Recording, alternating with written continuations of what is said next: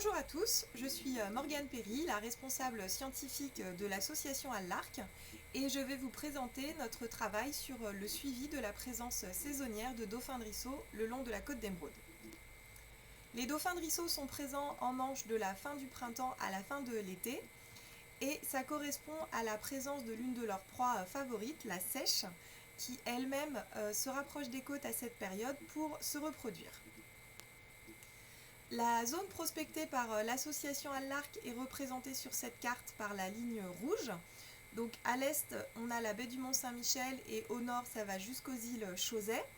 Et à l'ouest, ça va jusqu'à Saint-Malo et un peu moins régulièrement jusqu'au Cap Fréhel. L'association Al-Larc effectue des sorties en mer depuis 2004. Mais voilà, il aura fallu attendre 2007 pour qu'on effectue notre première observation de dauphins de ruisseau. En 13 ans, on a fait 20 observations différentes. Comme vous pouvez le constater, l'ensemble de ces observations se répartissent entre le mois de juin et le mois d'août, avec néanmoins des grosses disparités d'une année sur l'autre, puisqu'il y a des années où on ne fait aucune observation, on a même eu 4 années consécutives sans observation, et au maximum 4 observations différentes au cours d'une même année.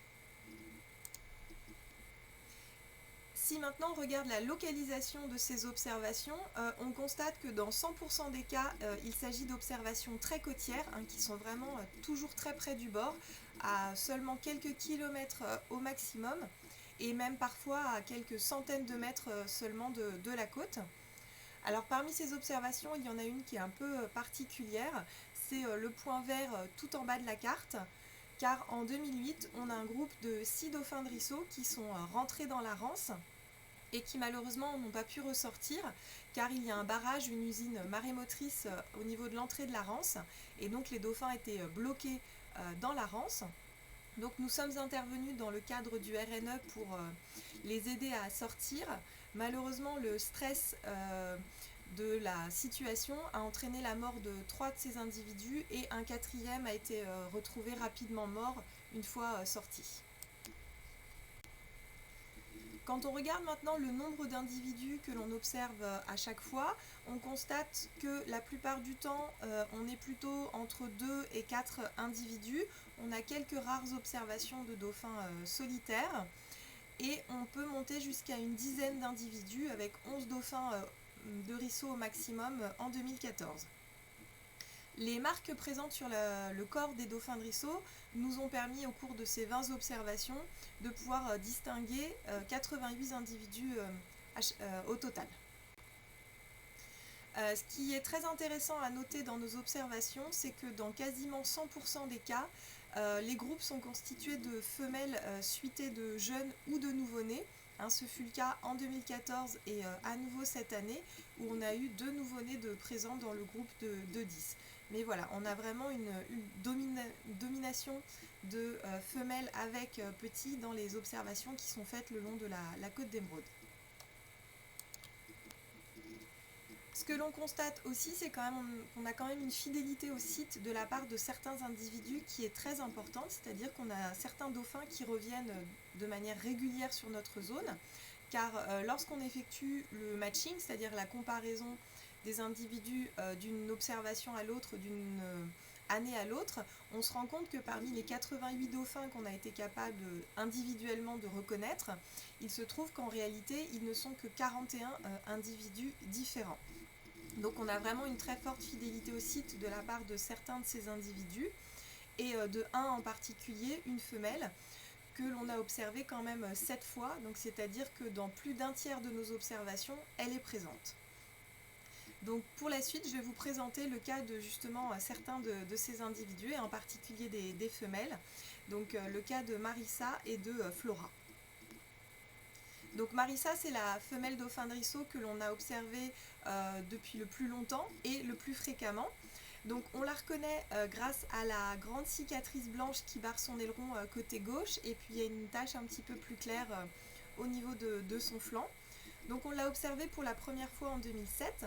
Elle était en présence de 2 jeunes. On l'a revue l'année suivante en 2008.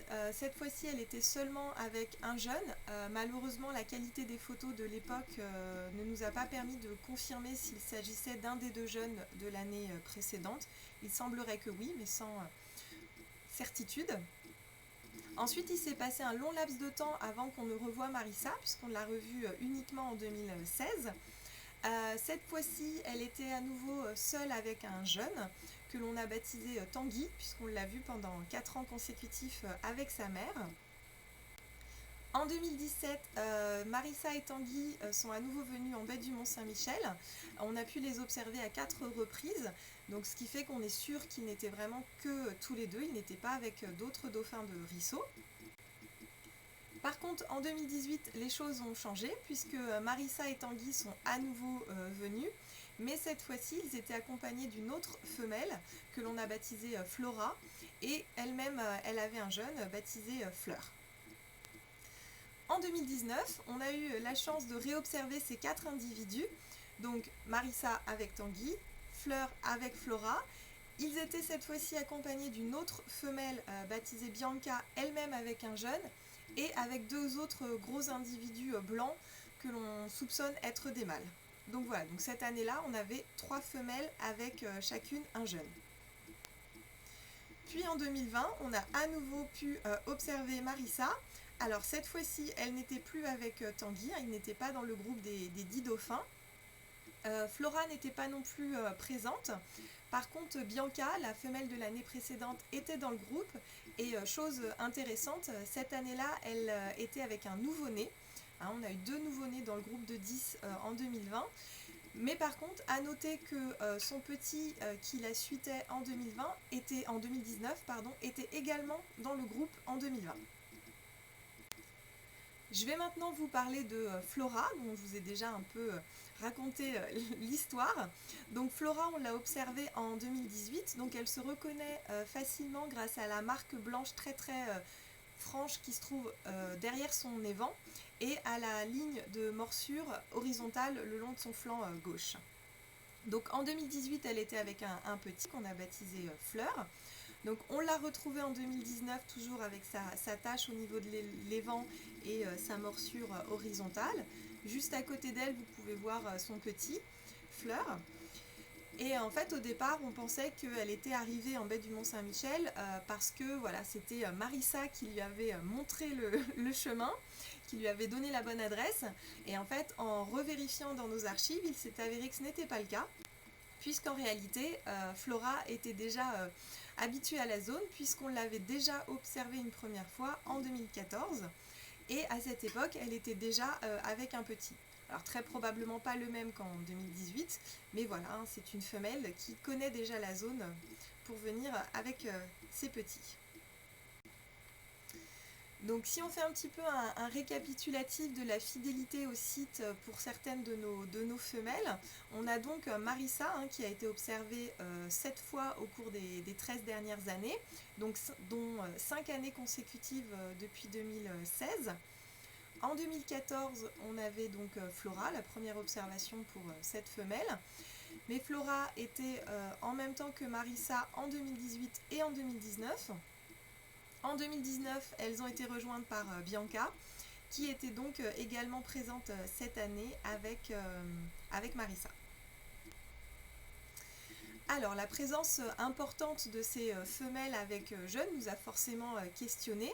Donc, on en est venu à poser comme hypothèse que si les femelles dauphins de Risso et quasiment exclusivement des femelles avec jeunes venaient dans la zone de la Côte d'Émeraude, c'était parce qu'elles venaient chercher des zones peu profondes pour pouvoir se nourrir, et ça dans l'objectif de ne pas devoir laisser leurs petits en surface lorsqu'elles partent chasser. Parce qu'en effet, ailleurs dans le monde, les dauphins de Risso se trouvent plutôt dans des zones avec plusieurs centaines de mètres de profondeur, et ils se nourrissent en majorité de calamars, donc d'individus qui doivent aller chercher assez en profondeur, ce qui oblige à laisser les petits en surface le temps de la chasse, ce qui représente un risque pour leur survie. Donc voilà, sachant que nous, dans notre secteur, la profondeur ne dépasse pas les 40 mètres, cela permet sans souci aux femelles de pouvoir à la fois se nourrir et de protéger leurs petits. Cette théorie, on l'a montée, cette hypothèse, on l'a montée en 2018 et un peu en opposition à la théorie de Hartmann qui étudie les dauphins de ruisseau aux Açores et où là-bas, elle constate à l'inverse un taux de recapture qui est inférieur pour les duos mère-petit par rapport aux autres individus. Et elle, son hypothèse, c'est que justement, puisque là-bas il s'agit de volcans océaniques, très rapidement, dès qu'on s'écarte de la côte, la profondeur augmente de manière très importante. Et donc voilà, c'est pas un contexte qui est favorable et adapté pour des petits. Donc les femelles partent de la zone quand elles ont des jeunes pour aller trouver des secteurs moins profonds pour se nourrir tout en protégeant leurs petits. Et donc cette hypothèse a été plus ou moins confirmée en 2019 puisque la WDCS a obtenu le même type de résultat que nous au niveau de l'Écosse avec des femelles qui reviennent de manière régulière avec des petits dans une zone peu profonde. Les observations de dauphins de ruisseau le long de la côte d'Émeraude, ce n'est pas quelque chose de récent. On a pu retrouver des informations qui datent d'il y a plus d'une trentaine d'années, avec en particulier un article de Gagé et Toumelin qui est paru dans Penarbed de Bretagne vivante et qui signale déjà la présence 3 années consécutives d'un même individu, donc en 1982, 83 et 84. Un même dauphin de ruisseau est venu à Cancale et il était très facile de reconnaître et identifier ce dauphin puisque comme vous pouvez le constater sur la photo, il a son aileron dorsal qui est complètement sectionné. Pour faire ce travail sur les dauphins de ruisseau, on se base en premier lieu sur les données que nous collectons directement sur le terrain, mais on s'appuie également sur les observations opportunistes et qui s'avèrent pouvoir être bien utiles pour nous donner des informations supplémentaires, et en particulier sur les zones où nous on ne va pas, c'est-à-dire plus à l'ouest au niveau de la baie de Saint-Brieuc, où de nombreuses observations de dauphins de ruisseau sont effectuées. Et un cas particulier, c'est celui de 2018 où on a reçu une observation qui avait été faite en baie de Saint-Brieuc le 16 juin, sur lequel il était noté qu'il y avait 4 individus et l'observation était accompagnée de 3 photos. Et sur l'une de ces photos, on a pu identifier Fleur, c'est-à-dire le petit de Flora, la deuxième femelle. Et il s'avère que moins d'une semaine plus tard, le groupe de 4 était présent en baie du Mont-Saint-Michel et on a des photos des 4 individus, donc Fleur, sa mère Flora, Marissa et son petit Tanguy. Et alors, quoi pour la suite de ce programme ? Eh bien, pour commencer, bien entendu, continuez-nous notre suivi que l'on effectue via nos sorties en mer pour, on l'espère, continuer à croiser des dauphins de ruisseau, pouvoir collecter des photos et les comparer à notre catalogue et on l'espère à nouveau continuer à retrouver des individus déjà observés précédemment. On souhaite également poursuivre notre travail de sensibilisation auprès des plaisanciers parce que, en effet, les dauphins de ruisseau sont une espèce qui est assez peu connue du grand public. Et donc on pense que dans un bon nombre de cas, les plaisanciers croisent des dauphins de ruisseau mais ne sont pas forcément en capacité de les identifier et donc de ce fait ne font pas remonter l'information. Or voilà, sur les dernières années, on observe vraiment une augmentation du nombre de signalements, donc le travail paye et en particulier voilà, un bon nombre des observations qu'on a pu faire ces dernières années étaient à l'initiative de plaisanciers qui nous ont signalé les animaux. Ensuite, on souhaiterait pouvoir faire des recherches bibliographiques et historiques un peu plus approfondies, donc à la fois sur notre secteur pour essayer de trouver des données un peu plus anciennes, et sur d'autres zones de la Manche, et en particulier du côté de la baie de Saint-Brieuc, pour essayer de trouver d'autres informations. Et ce que l'on souhaiterait faire et qu'on a déjà commencé à faire, c'est contacter d'autres structures pour récupérer des données et pouvoir les comparer entre elles, essayer de voir si on arrive à faire un suivi de ces individus, à la fois dans la Manche, dans d'autres secteurs de la Manche, et puis à la fois en dehors de la Manche, parce que les dauphins de ruisseau ne sont présents en Manche que quelques mois, quelques semaines par an, et donc il serait très intéressant de savoir où ils se trouvent le reste de l'année. Voilà, je vous remercie pour votre attention et n'hésitez pas à me contacter par mail si vous souhaitez que l'on échange à ce propos. Merci beaucoup, bonne journée.